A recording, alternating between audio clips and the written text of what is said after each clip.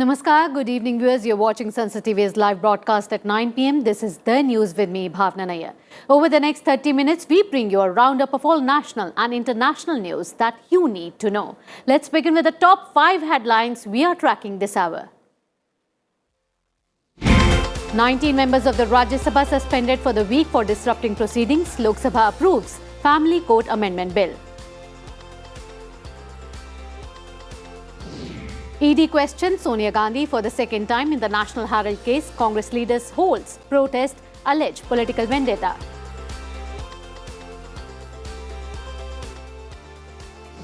"5G spectrum auction process begins. Adani Enterprises new entrant in bidding for 72 GHz spectrum worth 4.3 lakh crore. President, Vice President and Prime Minister salute martyrs on Kargil Vijay Divas. Defence Minister and Service Chief pay tributes at National War Memorial.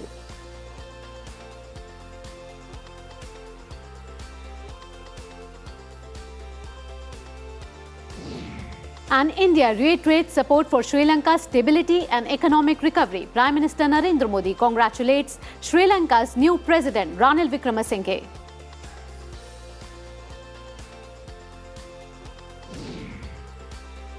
And after the headlines, let us now look at some more important news of the day.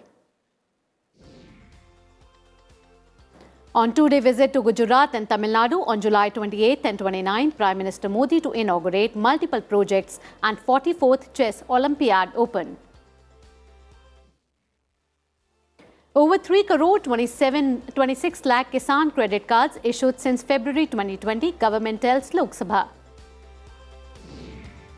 5 more Indian wetlands get Ramsar recognition as wetlands of international importance. Government says Census 2021 postponed till further orders due to COVID-19 pandemic. 5,502 Kashmiri migrants given government jobs under Prime Minister's development package. No Kashmiri Pandit employed under the scheme resigned recently. Prasar Bharati signs MOU with IIT Kanpur to develop next-generation broadcast solutions consistent with 5G. ED charge sheet against Farooq Abdullah in money laundering case related to J&K Cricket Association. Supreme Court to hear Uddhav Thackeray's petition on party's poll symbol on Monday. Plea seeks stay on Eknath Shinde's faction move to be recognized as real Shiva Sena. 3, including gunman, dead in targeted shooting on casino and homeless center in Canada's Vancouver. And India has zero probability of slipping into recession, says survey of economists by Bloomberg.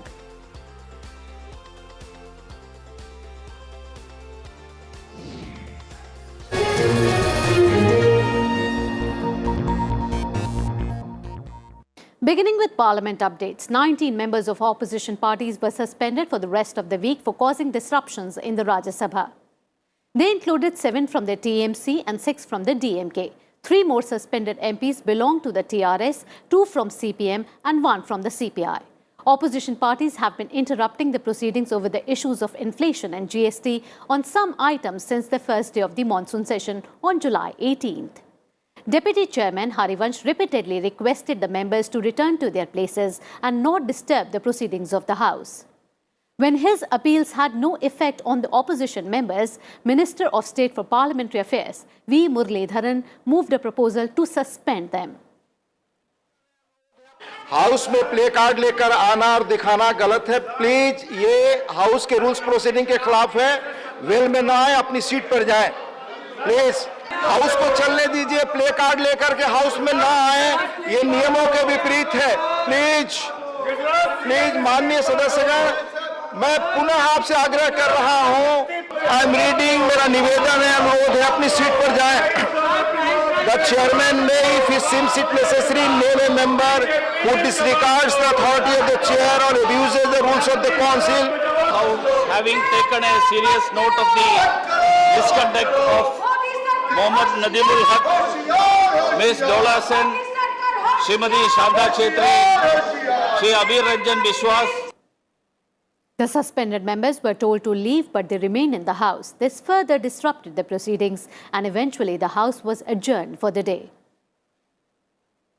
Entered the veil of the House and have been continuously shouting slogans, thereby disrupting the proceedings of the House in utter disregard to the authority of the chair, and having been named by the chair, resolves that the above mentioned members, that is, mentioned to be suspended from the services of the Council for the remainder of this week under the Rule 256. The government on Tuesday reiterated that it is ready to hold a discussion on inflation in Parliament. Parliamentary Affairs Minister Pralhad Joshi said the issue can be discussed after Finance Minister Nirmala Sitharaman recovers from COVID. He added that the government has nothing to hide as several steps have been taken to control inflation. The minister also criticized the opposition for obstructing proceedings in both the houses. का दिन में निर्मला जी आ रही है और I am very confident that she will come within a day or two, and after that we will have discussion. We don't have any problem, and I am assuring categorically there will be discussion on price rise as per their demand. We have nothing to hide, and the many action. On the Lok Sabha passed the Family Court Amendment Bill 2022 after discussion. Law and Justice Minister Kiran Rijiju replied to the debate on the bill. Members of Congress and DMK were not present in the House during the discussion. Members expressed concern over 11.4 lakh cases pending in family courts and called for their speedy disposal. They also pointed out the need to fill up vacant posts of judges in courts. Rijiju said the government will keep this point in mind when it is reviewed the subject of family courts. Because of the fight between the parents or the adults, the small children suffer. This is a very sensitive, very emotive issue, and I promise you that I will definitely take up this matter and I will consult with all the stakeholders. And we must do something that children should not suffer because of the conduct of the adults. Congress President Sonia Gandhi appeared before the Enforcement Directorate for a second round of questioning in a case related to the National Herald newspaper. Sonia Gandhi, along with her son Rahul and daughter Priyanka, reached the ED's office in central Delhi at around 11 a.m. She was asked 28 questions on July 21st in the case. The Congress termed the ED's action against its top leadership as political vendetta. Senior party leaders and MPs, led by former Congress President Rahul Gandhi, protested against Sonia Gandhi's questioning.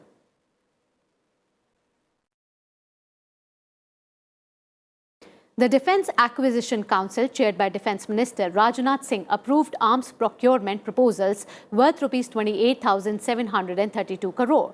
The proposals include swarm drones, bulletproof jackets and carbines. The decision is in line with the need to ensure the safety of soldiers posted on the line of control. The use of drone technology is expected to help military operations.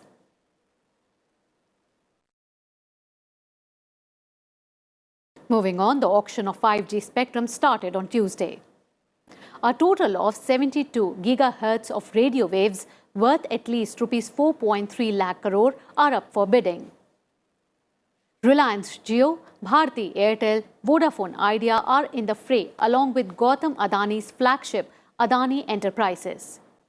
Reliance Jio has made a deposit of Rs 14,000 crore while Adani Group has deposited Rs 100 crore as earnest money deposit for the auction. As per the internal estimates of the Department of Telecom, the auction is expected to generate Rs 70,000 crore to Rs 1 lakh crore. 5G offers data speed about 10 times faster than 4G. At least 28 people died after consuming spurious liquor in Gujarat's Botad district. Many are undergoing treatment in hospitals in Bhavnagar, Botad and Ahmedabad. 3 FIRs have been filed against 14 people. Most of them have been arrested. Gujarat Director General of Police Ashish Bhatia said the liquor was made from the highly poisonous methyl alcohol. The state government has set up a special investigation team headed by Deputy Superintendent of Police to carry out a probe. The nation paid homage to the martyrs of the Kargil war on the occasion of Kargil Vijay Divas on Tuesday. President Draupadi Murmu, Vice President M. Venkaiah Naidu and Prime Minister Narendra Modi remembered war heroes today. On July 26, 1999, the Indian Army declared victory after a nearly 3-month-long battle against Pakistani infiltrators in Kargil. Defence Minister Rajnath Singh paid tributes to the martyrs of the Kargil war at the National War Memorial in New Delhi. The 3 service chiefs, Army Chief General Manoj Pandey, Navy Chief Admiral R. Hari Kumar and Air Force Chief Air Chief Marshal V.R. Chaudhary also paid tributes at National War Memorial.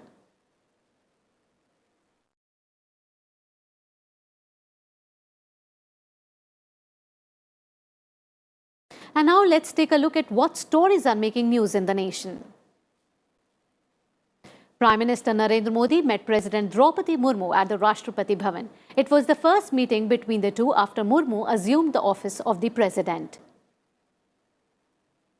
Vice President M. Venkaiah Naidu called upon countrymen to explore all tourist destinations within India to promote domestic tourism. He made the remarks during an interaction with the participants of the campaign Northeast on Wheels.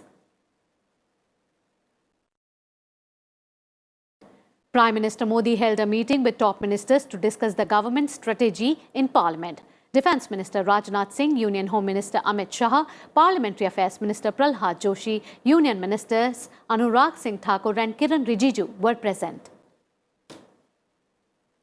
Lieutenant Governor V.K. Saxena ordered the suspension of 6 officers of the Municipal Corporation of Delhi.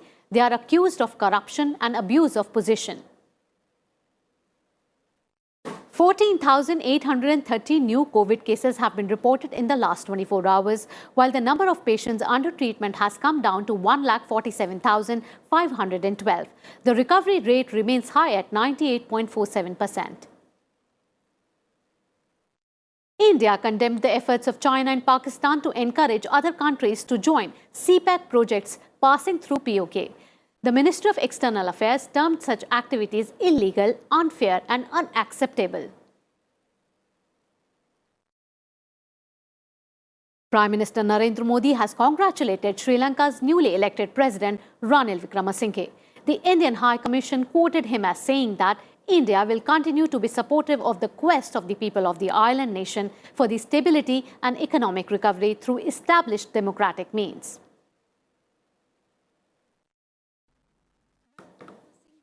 Thursday, sworn in as Sri Lanka's 8th president.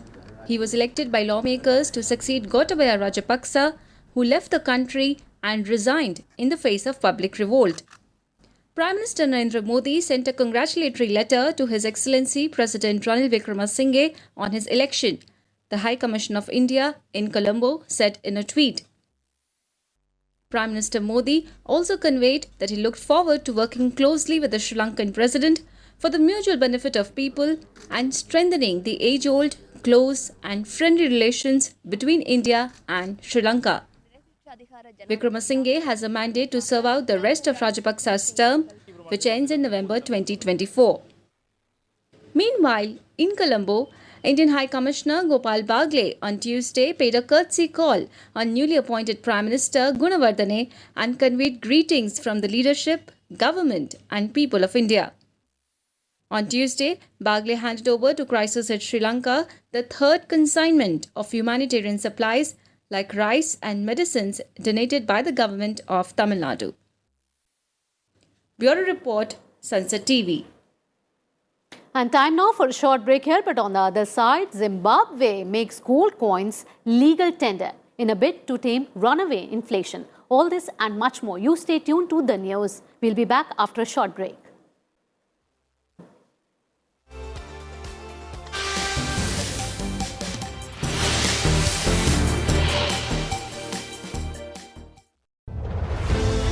Bharat लाखों बरस प्राचीन सभ्यता, इसे घर के जयचंदू और मीर जाफरों ने गुलाम बनने पर किया मजबूर। देशभक्तों ने अपनी जान न्यौछावर करके भारत को करवाया आजाद और भारत को प्रेम करने वाले देश प्रेमियों ने किया नव भारत का निर्माण। नवभारत के निर्माता सिर्फ संसद टीवी पर। संसद सत्र से जुड़ी दिन भर की खबरें, गंभीर मुद्दों पर बहस, अहम बिलों पर चर्चा, राज्यसभा और लोकसभा की कार्रवाई का सारांश सदन दिन भर सोमवार से शुक्रवार रात 10:30 बजे।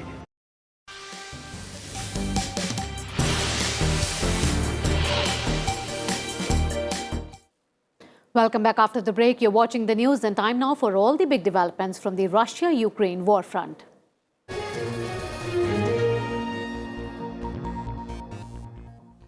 Russia has intensified air attacks in the Donyask region, the hotspot of the war. Russian missiles struck the cities of Bakhmut, Kramatorsk, Chasiv Yar, Sloviansk and Kostiantynivka as well as surrounding villages.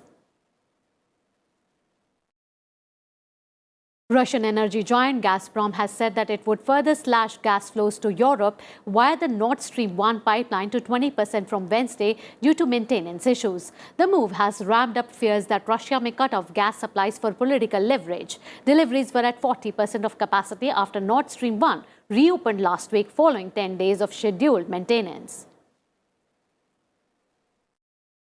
Guatemalan President Alejandro Giménez said that he is appalled by the pain and devastation currently being suffered in Ukraine. On his visit to Ukraine on Monday, Giménez expressed solidarity with Volodymyr Zelensky after Russia's invasion. In the meeting, Zelensky said that the impact of Russian aggression is being felt globally in form of food crisis and destabilization of prices everywhere. European Union members agreed to limit natural gas supplies in the coming winter amid fears of sudden gas cut-off by Russia. EU energy ministers approved a draft of European legislation to reduce gas demand by 15% from August to March. The new law includes voluntary steps to reduce gas consumption. European Commission President Ursula von der Leyen welcomed the move.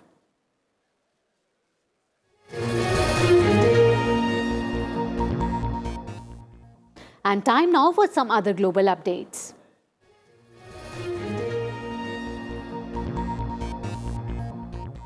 Zimbabwe has launched gold coins to be sold to the public in a bid to tame runaway inflation that has further eroded the country's unstable currency. The unprecedented move was announced on Monday by the country's central bank, the Reserve Bank of Zimbabwe, to boost confidence in the local currency. Here's the report. Zimbabwe's central bank disbursed 2,000 gold coins to commercial banks on Monday. The coins can be used for purchases in shops, depending on whether the shop has enough change. The first batch of the coins was minted outside the country, but eventually they will be produced locally, according to the governor of the Reserve Bank of Zimbabwe. Trust in Zimbabwe's currency is low after people saw their savings wiped out by hyperinflation in 2008 that reached 5 billion% according to the IMF. With strong memories of that disastrous inflation, many Zimbabweans today prefer to scramble onto the illegal market for scarce US dollars to keep at home as savings or for daily transactions.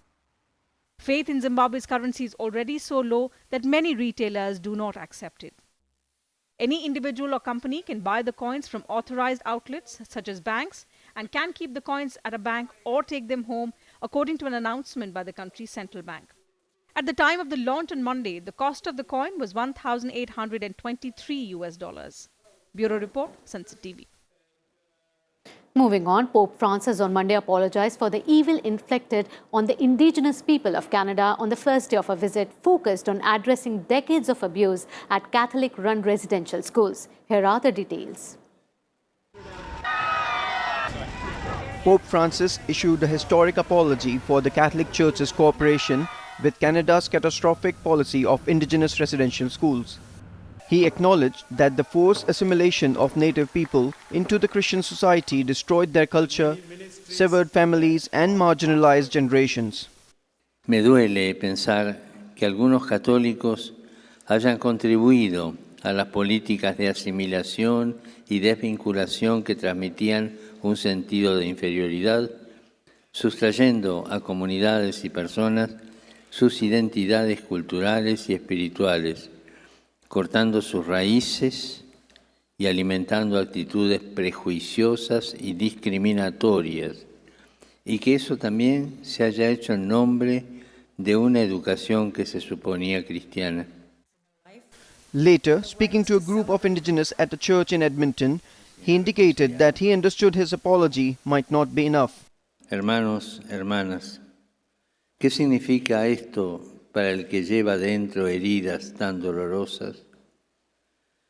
Comprendo el cansancio al ver cualquier perspectiva de reconciliación en quien ha sufrido tremendamente a causa de hombres y mujeres que tenían que dar testimonio de vida cristiana. Nada puede borrar la dignidad violada, el mal sufrido, la confianza traicionada. Y tampoco debe borrarse nunca la vergüenza de nosotros creyentes.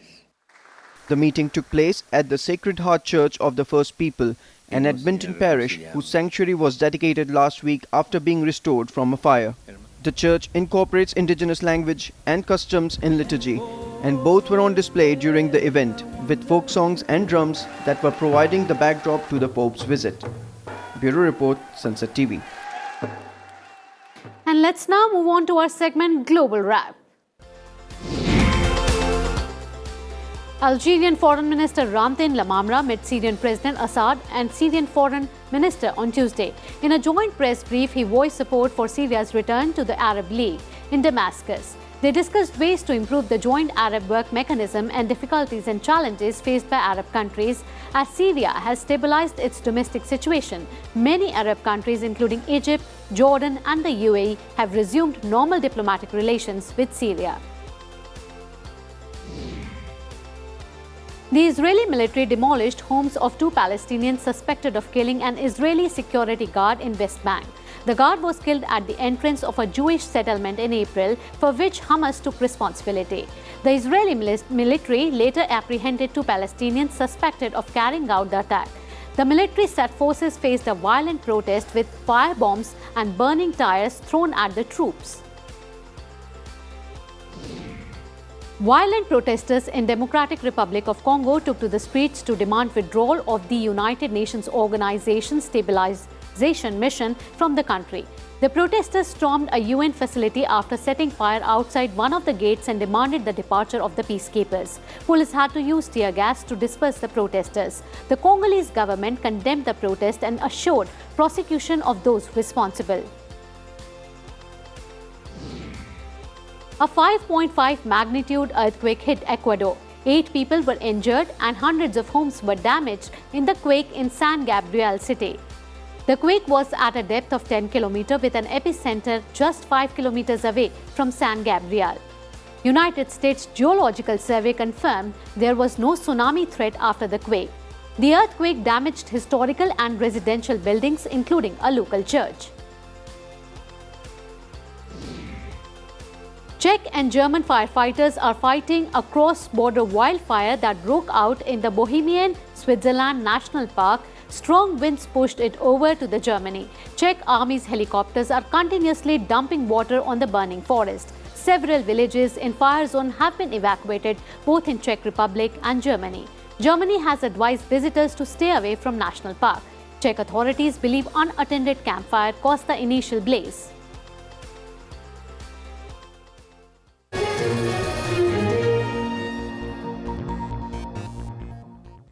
Vice President M. Venkaiah Naidu has called upon people to give preference to domestic tourism and explore all parts of the country before touring abroad. He also emphasized on giving impetus to tourism in the Northeast. He added that frequent people-to-people exchanges and interactions strengthen the unity and integrity of the nation. He said this while interacting with the participants of Northeast on Wheels. In this expedition, 75 bikers, including 5 women from 18 states, traveled across all the 8 states of the Northeast.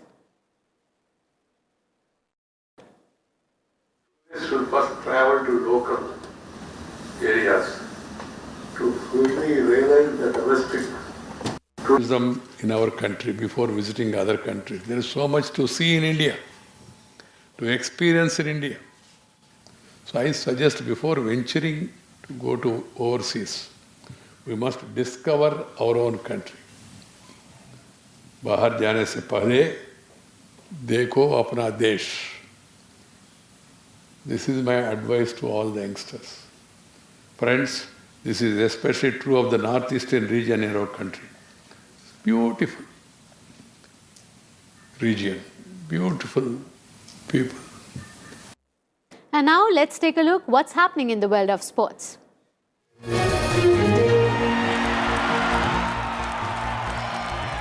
Javelin star Neera Chopra has pulled out of the Commonwealth Games due to fitness concerns. Chopra suffered a strain in his groin during the World Athletics Championship.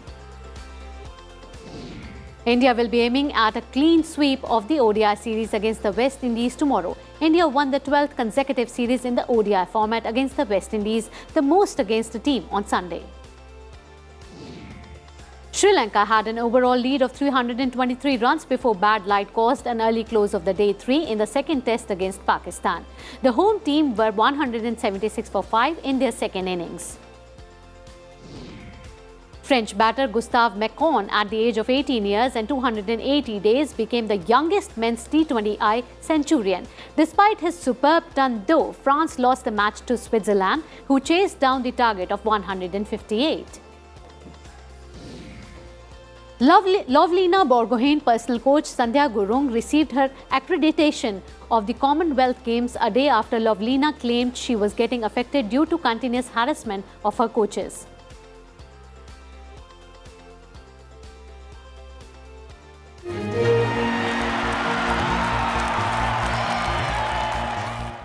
And that's a wrap of today's bulletin, The News. Thank you for watching. For more updates, keep watching Sansad TV. Till then, good night. Namaskar.